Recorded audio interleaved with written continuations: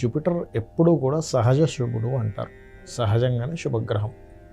So సహజ శుభగ్రహమైనటువంటి గురుగ్రహము 90% of పీపుల్కి, 99 కూడా అనుకోండి, మనకి ఖగోళంలో కూడా గమనించినట్లయితే జూపిటర్ అంటారు కదా, మన భూగోళం వైపు ఏదైనా శకలం వచ్చేటప్పుడు దాని వైపు లాగేసుకుని గురుత్వాకర్షణ శక్తి అంటారు.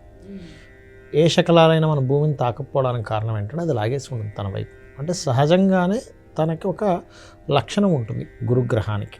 అలాగే మన జన్మజాతకంలో కూడా ఏదైనా ఒక దోషం ఉంది అంటే రకరకాల దోషాలు ఉంటాయి, సర్పదోషాలు ఉంటాయి, లేనట్లయితే మనకి కాలసర్పదోషాలు, లేదా మనకి చూడండి అంటే కాలసర్పదోషం జన్మజాతకానికి అప్లై చేయకూడదు కాబట్టి చాలామంది చేస్తున్నారు. అలాగే కుజదోషం అని రకరకాల దోషాలు ఉంటాయి, స్త్రీ దోషం అని. గురువు దృష్టి ఉంటే తగ్గుతుంది. మిథునం వారికి కనుక తీసుకుంటే ఈయన బాధకుడు అవుతాడు, ఈ లగ్నం వారికి ఈ రాశి వారికి గురువు. సో బాధకుడు అవుతున్నందుకు ఇక్కడ రెండు విషయాలు, ఒకటి వివాహ సంబంధించిన విషయంలో స్ట్రెస్ ఇస్తాడు, ఉద్యోగ యోగాలు కూడా వస్తాయి ఇక్కడ మిథునం వారికి చూసుకుంటే. కాకపోతే ఏదైనా ప్రాపర్టీస్ తీసుకునేటప్పుడు కాస్త చూసుకొని తీసుకోవాలి అనేటువంటిది ఉంటుంది.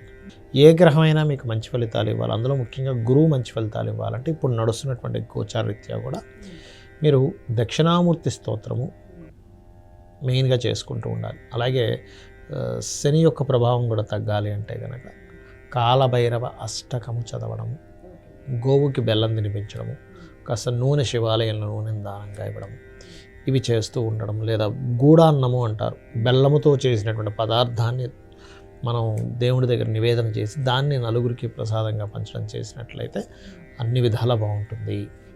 ఒకటే దానం ఇవ్వలేను అనుకునేవారు నేను చెప్పేది ఏంటంటే అరటికాయలు గోవుకు తినిపించవచ్చు. లేదంటే గోశాల కూడా మనకి దగ్గరగా లేదు, ఏం చేయాలి అని అనుకునేటువంటి వాళ్ళు ఇంట్లో ఒకటే దిగంబర దిగంబర శ్రీపాదవల్లభ దిగంబర అనే మంత్రం, లేదా దక్షిణామూర్తి యొక్క స్తోత్రం వినడం, చదవడం అందరికీ రాదు, వినడం చేయొచ్చు. పసుపు రంగు వస్త్రాలు మీ ఇంట్లో పనిచేసే వాళ్ళకి లేకపోతే ఎవరికైనా బ్రాహ్మణులకి దానంగా ఇవ్వచ్చు. అంటే కొంతమందికి గురువు ఏంటంటే పాపి అవుతాడు, అంటే కొంతమంది జాతకాల్లో నీచంలో ఉన్నాడు, గురు మహర్దశ బాగాలేదు, అలాంటప్పుడు గురువు ఉన్న పొజిషన్ కూడా బాగాలేదు అనుకోండి, అప్పుడు ఏమవుతుందంటే ఇంకొంచెం ఎఫెక్ట్ ఎక్కువగా ఉంటుంది.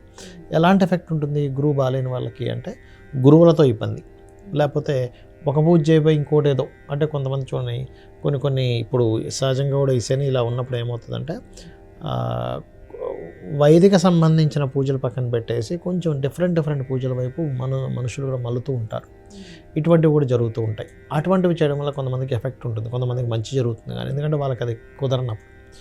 అలాగే గురువుల ద్వారా కొంతవరకు వీళ్ళకి కొంత నిందలు పడ్డం, గురువు బాగోపోతే, ఇవన్నీ కూడా దక్షిణామూర్తి స్తోత్రం కనుక చదువుకుంటే వింటే ఏమవుతుందంటే ముందుగా దాని అర్థం తెలుసుకొని చేయాలి. అప్పుడు జ్ఞానం అనేటువంటిది వస్తుంది. మనం దేని గురించి ఇబ్బంది పడుతున్నాం, నేను దేనికి బాధపడాలి, నేను దేని గురించి అనవసరంగా నేను చింతిస్తున్నాను. ఇప్పుడు భగవద్గీతలో అదే కదమ్మా, శ్రీకృష్ణ పరమాత్మ యుద్ధరంగంలో ఉండే వాళ్ళందరినీ చూసి వీళ్ళందరినీ చంపేసి నేను నెత్తుడు కుడి తినాలా, గురువులను, మేనమామలను, తండ్రులను, సహోదరులను వీళ్ళందరినీ చూసి హృదయము ద్రవించి నకాంక్షే విజయం కృష్ణ అంటాడు. అంటే నాకు విజయం వద్దు, రాజ్యము వద్దు అన్నప్పుడు నీ ధర్మం నువ్వు చేయాలి అని చెప్పి ఆయన మళ్ళీ చెప్తాడు. అలా మన జ్ఞానోదయం అవుతుంది దక్షిణామూర్తి స్తోత్రం కనుక చదివినట్లయితే. సో ఇది చేసుకుంటే సరిపోతుంది.